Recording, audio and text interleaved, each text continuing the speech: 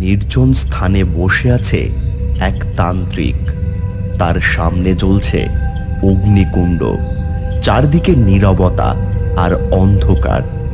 মাঝে মাঝে বাদুড় উড়ে যাচ্ছে। সে চোখ বন্ধ করে বসে জপ করছে, ওম নমঃ শিবায়, ওম নমঃ শিবায়, ওম নমঃ শিবায়। মা কালীর অভিশাপে ভৈরবতান্ত্রিক একদিন জ্বলে ভস্ম হয়ে গিয়েছিল, কিন্তু তার আত্মার বিনাশ হয়নি। শক্তি বলে সেই আত্মা ফিরে এসেছে আবারও ভৈরবতান্ত্রিকের দেহে। আর এবার সে আরো অগাধ শক্তি অর্জনের জন্য স্বয়ং দেবাদিদেব মহাদেবের শরণাপন্ন হয়েছেন। 10 বছর ধরে তিনি নিরন্তর তপস্যা করে চলেছে। ওম নমঃ শিবায়, ওম নমঃ শিবায়। অবশেষে ভৈরবের ভক্তি আর তার অদম্য আরাধনা তুষ্ট করল দেবাদিদেব মহাদেবকে। এক দিগন্ত জোড়া আলোয় আবির্ভূত হলেন তিনি ভৈরবতান্ত্রিকের সামনে। ভৈরব, ভৈরব, তোর ভক্তিতে আমি প্রসন্ন হয়েছি। বল, বরস্বরূপ কি চাস তুই আমার থেকে? মহাদেব, আমার একটাই চাহিদা, গত পরশু যেন আকাশে চাঁদের দেখা পাওয়া যায়। কেবল এইটুকুই চাওয়া তোর? এত দীর্ঘ তপস্যা করলে শুধু এই বর পাওয়ার জন্য? হ্যাঁ মহাদেব, এইটুকুই চাওয়া। আপনি এই বরই প্রদান করুন। বেশ, তবে তাই হোক।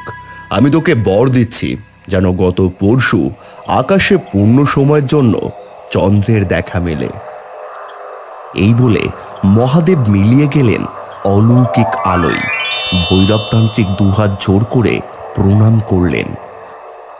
ওম নমঃ শিবায়, ওম নমঃ শিবায়, ওম নমঃ শিবায়। হঠাৎ ঝড়ের শব্দ, বজ্রপাত, গাছ ভাঙার আওয়াজ। কিন্তু ঠিক সেই মুহূর্তেই এক ভয়ানক ঝড় উঠল।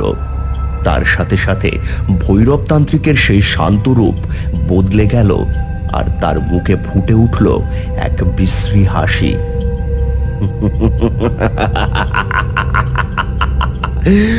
এবার তুই কি করবি কালী? মর্তের সবাই তোকে পুজো করত, জয় জয়কার করত তোর, কিন্তু এবার তোর পুজো হবে না। আমি হব সর্বশক্তিমান।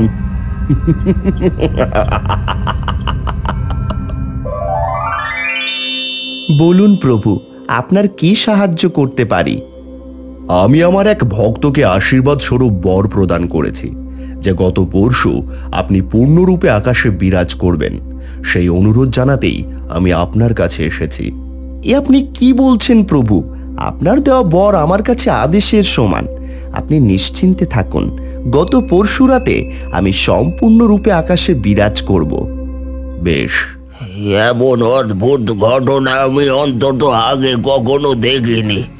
অমাবস্যার রাতে কিনা চাঁদ দেখা যাচ্ছে। আচ্ছা ঠাকুর মশাই, তাহলে এখন কি হবে? আকাশে চাঁদ না ঢাকা পড়া অবধি মায়ের পুজো করা যাবে না। এই কালী পুজো ঘোর অমাবস্যায় হয়। অমাবস্যা না হলে মায়ের পুজো শুরু করা যায় না। সবাই মিলে অমাবস্যা হওয়ার অপেক্ষায় ছিল। সময় গড়িয়ে যেতে লাগে। মায়ের পুজোর সময় চলে আসে। আকাশে অমাবস্যা না থাকায় ঠাকুরমশাই পূজা শুরু করতে পারে না। সারা গ্রামের লোক চিন্তায় পড়ে যায়। তাহলে কি এবার মা আমাদের পুজো নিতে চান না? মাগো, যদি আমাদের কোনো ভুল থাকে তাহলে আমাদের ক্ষমা করো, আমাদের পুজো নাকচ করো না। যদি তুমি কোনো কারণে আমাদের উপর রুষ্ট হয়ে থাকো তাহলে আমাদের অন্য শাস্তি দাও, কিন্তু আমাদের পুজো দেওয়া থেকে বঞ্চিত করো না মা। মা কালী স্বর্গে বসে গভীর ধ্যান করছিলেন। হঠাৎ ভক্তদের এমন কাতর ডাক তার ধ্যান ভঙ্গ করে দিল। মর্তে আমার ভক্তদের এমন কাতর ডাক শোনা যাচ্ছে কেন? মা কালী স্বর্গ থেকে মর্তের নিচে তাকালেন, দেখলেন তার ভক্তরা হাহাকার করছে, পুজো শুরু করতে পারছে না, কারণ অদ্ভুতভাবে অমাবস্যা রাতে আকাশে পূর্ণ চন্দ্র দেখা যাচ্ছে। এ কি, আজকে আমার পুজোর রাতে আকাশে পূর্ণ চন্দ্র দেখা যাচ্ছে কেন? কার ষড়যন্ত্রে এমন ঘটনা ঘটল? মা কালী চোখ বন্ধ করে ধ্যানমগ্ন হয়ে দৈব দৃষ্টিতে দেখতে শুরু করলেন ঠিক কি ঘটেছে। ভৈরবতান্ত্রিক একটা সিংহাসনের মতো জায়গার উপর হাত পা ছড়িয়ে বসে আছে। তার দুই পাশে দুজন চেলা দাঁড়িয়ে আছে এবং তাকে হাওয়া করছে। সে তাকিয়ে আছে আকাশের পূর্ণচন্দ্রের দিকে। কিরে কালী, তুই আমাকে শেষ করতে এসেছিলি না? সেই আমি তোর পুজো বন্ধ করে দিলাম। আজ আকাশে সারা রাত এইরকম পূর্ণচন্দ্র থাকবে, তোর আরাধনা হবে না। আজকের এই অমাবস্যার পর আমি আরো বেশি শক্তিশালী হয়ে যাব। তার মানে এইসব তোর পরিকল্পনা ভৈরব? তোর এত ঔদ্ধত্য যে তুই কিনা আমার পূজা বন্ধ করছিস? বেশ, তবে এবার আমি নিজেই আমার পূজার ব্যবস্থা করে নেব। আমিও দেখতে চাই কোন শক্তি বলে চন্দ্রদেব তোর ইচ্ছা অনুযায়ী কর্ম করছেন। মা কালী ডাকলেন ডাকিনী যোগিনীকে। প্রণাম মা, বলুন কি আদেশ?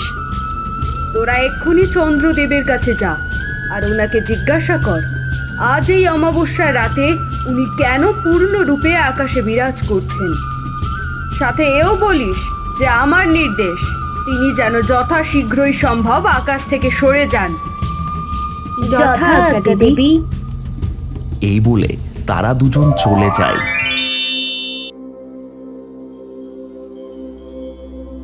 কি হয়েছে? আপনাদের এমন বিচলিত লাগছে কেন?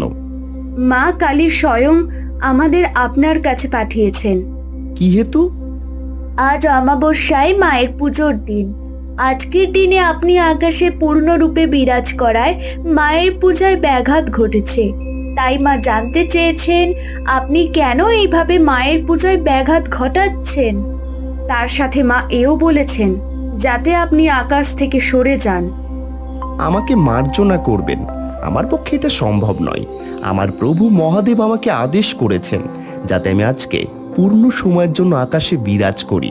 তার আদেশ উপেক্ষা করা আমার পক্ষে সম্ভব নয়। আপনারা মা কালীকে জানাবেন যে তার পুজোয় ব্যাঘাত ঘটানোর জন্য আমি তার কাছে ক্ষমা চেয়েছি। বেশ চন্দ্রদেব, এখন তবে আমরা আসি।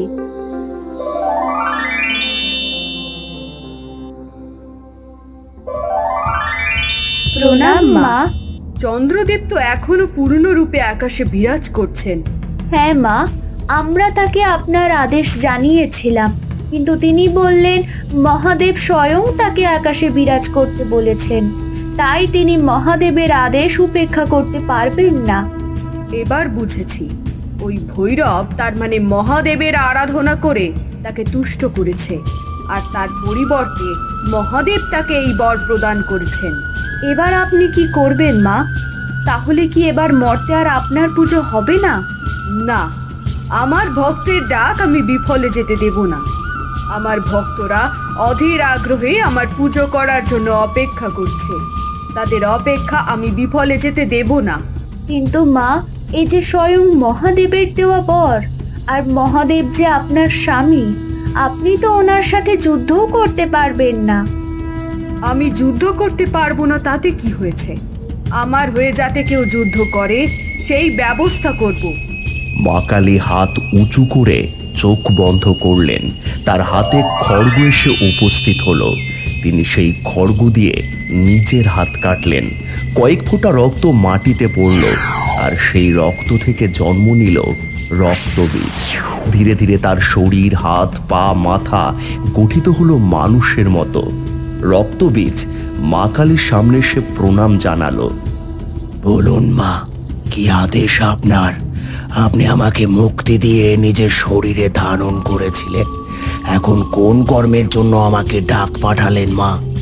তোমাকে মহাদেবের কাছে যেতে হবে। মহাদেব তার এক ভক্তকে এমন বর প্রদান করেছেন যাতে করে আমার পুজোয় বাধা সৃষ্টি হয়েছে। তোমাদের সেই বাধা দূর করতে হবে।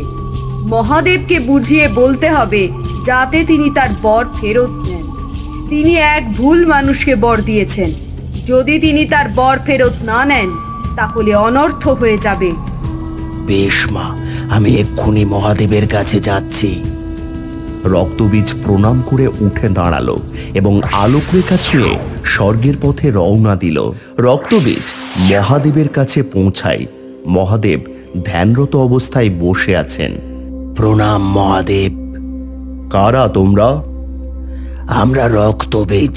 স্বয়ং মা কালী আমাদের এখানে পাঠিয়েছেন। আমরা আপনার কাছে একটা অনুরোধ নিয়ে এসেছি মহাদেব। কি অনুরোধ? আপনার দেওয়া বরে আজ অমাবস্যায় আকাশে পূর্ণচন্দ্র থাকায় মা কালীর পুজোয় ব্যাঘাত ঘটেছে। সেই কারণে মা খুবই ব্যথিত হয়েছেন। তাই আমরা এসেছি আপনার কাছে অনুরোধ করতে, যাতে আপনি আপনার দেওয়া বর ফিরিয়ে নেন। আমার দেওয়া বর ফিরিয়ে নেওয়া আমার পক্ষে সম্ভব নয়। তাহলে সেটা আমার অধর্ম হবে। কিন্তু মহাদেব, আপনি ভুল মানুষকে বর প্রদান করেছেন। সে আপনার দেওয়া বরের অপব্যবহার করছে। দয়া করে আপনি এমনটা হতে দেবেন না। আপনার দেওয়া বরকে কাজে লাগিয়ে সে একদিন ব্রহ্মাণ্ডকে ধ্বংসের দিকে ঠেলে দেবে। দয়া করে আপনার বর ফিরিয়ে নিন মহাদেব। না, এটা আমার পক্ষে সম্ভব নয়। বেশ, আপনার পক্ষে যখন সম্ভব নয়, তাহলে আমাকে কিছু করতে হবে। কি করবে? তোমার কি করার ক্ষমতাই বা আছে? স্বয়ং মা কালী আমাকে আদেশ দিয়েছে। সেই আদেশ যেভাবেই হোক আমি পূরণ করব। প্রয়োজন পড়লে আমি চন্দ্রদেবকে যুদ্ধে পরাস্ত করতেও পিছপা হব না। আকাশে বজ্রপাত হয়। মহাদেব রক্তবীজকে সতর্কভাবে দেখেন। এত সাহস তোদের! তোরা আমার দেওয়া বরকে মিথ্যে প্রমাণ করার জন্য চন্দ্রদেবকে পরাস্ত করবি ভাবছিস? শোন, আমি তোদেরকে কোনো মতেই চন্দ্রদেবের কাছে পৌঁছতে দেব না। মহাদেব তার ত্রিশূল ছুঁড়ে দেয় রক্তবীজের দিকে। ত্রিশূল রক্তবীজকে ভেদ করে বেরিয়ে যায় আর তারপর আবার ফিরে আসে মহাদেবের হাতে। রক্তবীজ 4 খণ্ড হয়ে যায় আর সেখান থেকে জন্ম হয় আরও 3 রক্তবীজের। এই সংঘর্ষ চলাকালীন 2 রক্তবীজ মহাদেবকে আটকানোর চেষ্টা করে এবং 2 রক্তবীজ চলে যায় চন্দ্রদেবের কাছে। 2 রক্তবীজ চন্দ্রদেবের কাছে পৌঁছায়।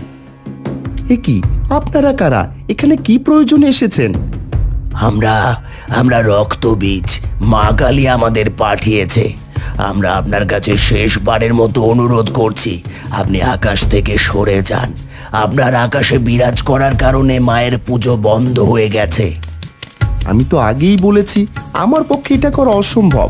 স্বয়ং মহাদেব আমাকে আদেশ করেছেন, তাই এই আদেশ আমাকে রক্ষা করতেই হবে। মা কালী তার ভক্তদের এমন বিচলিত অবস্থায় দেখে খুবই ক্ষুব্ধ হয়েছেন।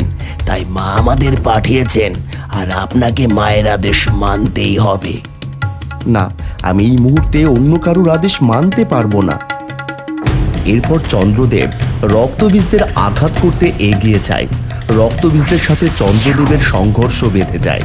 টানা অনেকক্ষণ যুদ্ধ চলার পর অবশেষে চন্দ্রদেব পরাজিত হন। ভক্তরা হতাশ হয়ে মর্তে বসে আকাশের দিকে তাকিয়ে অপেক্ষা করছে। হঠাৎ আকাশে পরিবর্তন দেখা যায়। চাঁদ সরে যায়, আকাশ অন্ধকারে ঢেকে যায়। ওই দেখো, আকাশে চাঁদ দেখা যাচ্ছে না। তার মানে এবার আমরা মা কালীর পুজো শুরু করতে পারি। কিন্তু ঠাকুর মশাই, হাতে যে সময় খুবই কম। তাতে কি হয়েছে? এখনো অর্ধেক রাত বাকি আছে, আর মায়ের পুজো শুভ সময়ও শেষ হয়নি। তার মানে আমাদের উপর মা রুষ্ট হননি। জয় মা, জয় মা কালী। আকাশ অন্ধকারে ঢেকে যাওয়ার সাথে সাথে গ্রামের প্রতিটি মানুষ উল্লসিত হয়ে মা কালীর পুজো শুরু করলো। ভৈরবতান্ত্রিক সিংহাসনে ঘুমিয়েছিলেন। হঠাৎ শঙ্খধ্বনির শব্দে তার ঘুম ভেঙে যায়। তিনি চোখ খুলে উঠে আশ্চর্য হয়ে চারিদিকে তাকালেন। একি এ সময় শঙ্খধ্বনি কোথা থেকে বাজছে? আকাশে তো। ভৈরবতান্ত্রিক আকাশের দিকে তাকালেন এবং দেখলেন আকাশে চাঁদ নেই। আকাশের চাঁদ কোথায় গেল? মহাদেব তো আমাকে বর দিয়েছিলেন, আজ সারা রাত পূর্ণরূপে চন্দ্র আকাশে বিরাজমান করবে, তাহলে চাঁদ কোথায় গেল? মহাদেব কি তাহলে আমার সাথে প্রতারণা করলেন? হঠাৎই মা কালী আবির্ভূত হলেন। তার কনিষ্ঠ আলোপ্রভা চারদিক ছেয়ে গেল। কি ভেবেছিলি ভৈরব? মহাদেবের কাছ থেকে বর আদায় করে তুই আমার মর্তে আসা আটকাবি, তাই না? কিন্তু তোর সমস্ত জারি জুরি শেষ হয়ে গেছে। তুই আবারও হেরে গেছিস ভৈরব। দেখ, আমি এসেছি মর্তে, আমার ভক্তদের ডাকে আমি এসেছি, আর আমার এই আশাই আজ তোর ধ্বংসের কারণ হবে। না না না না না, এটা কিছুতেই হতে পারে না। আমি হারতে পারি না, বারবার আমি এভাবে হারতে পারি না। তোকে আমি ছাড়বো না কালী, কিছুতেই ছাড়বো না। ভৈরবতান্ত্রিক হঠাৎ মা কালীকে আক্রমণ করতে এগিয়ে আসে। তিনি মায়া করে আগুন আনেন আর সেই আগুন ছুঁড়ে মারেন মা কালীর দিকে। মা কালীর কাছে গিয়ে সেই আগুন মিলিয়ে যায়। ভৈরব তার সর্বশক্তিমান কাটারি ছুঁড়ে দেয় মায়ের দিকে। এরপর মাতার হাতে খড়গ ধরেন এবং সেটা ছুঁড়ে দিয়ে প্রতিরোধ করেন। দুই শক্তিশালী শক্তির মধ্যে সংঘর্ষ বাধে। উজ্জ্বল আলো বজ্রপাতার ধোঁয়ার মধ্যে তারা লড়াই চালান। তুই আমাকে ধ্বংস করার কে? বরং আজ আমি তোকে চিরকালের জন্য ধ্বংস করব। সংঘর্ষের পর মা কালী ভৈরবকে আক্রমণ করেন। তার আশীর্বাদের মতন হাত তুলে ভৈরবের চারিদিকে অগ্নিবলয় সৃষ্টি হয়। আগুনের লেলিহান বৃত্ত ভৈরবকে ঘিরে ধরল। না না, বাঁচাও, কে আছো? বাঁচাও, বাঁচাও আমাকে। আগের বার তোর আত্মা বেঁচে গেছিল ভৈরব, কিন্তু এইবার আর তা হবে না। তোর মতো পাপীকে আমি পুরোপুরি ধ্বংস করে দিয়েছি আজকের এই অমাবস্যার রাতে। এই বলে মা কালী আলোর রশ্মির সাথে মিলিয়ে গেলেন। ভৈরব অগ্নিতে জ্বলে পুড়ে শেষ হয়ে গেল। অন্যদিকে স্বর্গে মহাদেবের সাথে রক্তবীজের সংঘর্ষে একের পর এক অনেকগুলো রক্তবীজ তৈরি হয়ে গেছে। যতবারই মহাদেব রক্তবীজকে ধ্বংস করার চেষ্টা করেছেন, ততবারই সেখান থেকে জন্ম নিচ্ছে নতুন রক্তবীজ। ঠিক সেই সময় মা কালী গিয়ে উপস্থিত হলেন মহাদেবের কাছে। থামো! মা কালীর কণ্ঠ শুনে রক্তবীজরা স্তব্ধ হয়ে গেল। মহাদেব বিস্মিত দৃষ্টিতে তাকিয়ে রইলেন। মহাদেব, আপনি আমাকে ক্ষমা করুন। আমি এই রক্তবীজদের পাঠিয়েছিলাম আপনার কাছে। আমি আপনার সাথে সংঘর্ষে অংশ নিতে পারবো না বলেই তাদের পাঠিয়েছিলাম। আমি এক্ষুনি তাদের ধারণ করে নিচ্ছি। কিন্তু দেবী, আপনি এমনটা কেন করলেন? আপনি আমার বরকে এইভাবে মিথ্যা প্রমাণিত করলেন। মহাদেব, আপনি ভুল মানুষকে বর দিয়েছিলেন। সেই বরের জন্য ত্রিভুবনের ভারসাম্য নষ্ট হচ্ছিল। ভৈরবতান্ত্রিকের মতো অশুভ শক্তি আরো শক্তিশালী হয়ে উঠছিল। জগৎকে রক্ষা করতেই আমাকে এই পথ নিতে হয়েছে। আপনি ঠিক বলেছেন দেবী। আমি বুঝতে পারছি আমার দেওয়া এই বড় অশুভ শক্তিকে প্রশ্রয় দিচ্ছিল। অমাবস্যা রাতে আকাশে চাঁদ ওঠা এক অশুভ লক্ষণ ছিল। হ্যাঁ মহাদেব, ভৈরবতান্ত্রিক চেয়েছিল আমি যেন মর্তে যেতে না পারি, আর আপনার বরই তার এই চাহিদাকে বাস্তব করেছিল। আমি তাই বাধ্য হয়েছি এই ঘটনা ঘটাতে। আমাকে ক্ষমা করুন। না দেবী, আপনি ক্ষমা প্রার্থী নন। আপনি সৃষ্টির ভারসাম্য রক্ষা করেছেন। তবে আমি এবার এই রক্তবীজদের আবারও আমার শরীরে ধারণ করব। মা কালী চোখ বন্ধ করলেন। তার হাতে হঠাৎ একটি অলৌকিক বাটি আবির্ভূত হলো। একে একে অসংখ্য রক্তবীজ মিলিত হয়ে এক রূপ নিল। তারা গুলে রক্ত হয়ে গেল এবং সেই রক্ত মা কালীর বাটিতে চলে গেল। মা কালী সেই রক্ত পান করলেন। মুহূর্তে চারদিক আলোকিত হয়ে উঠল। সেই অমাবস্যার রাতে ভক্তেরা নিষ্ঠা ভরে মা কালীর আরাধনা করলেন। জয় মা কালী।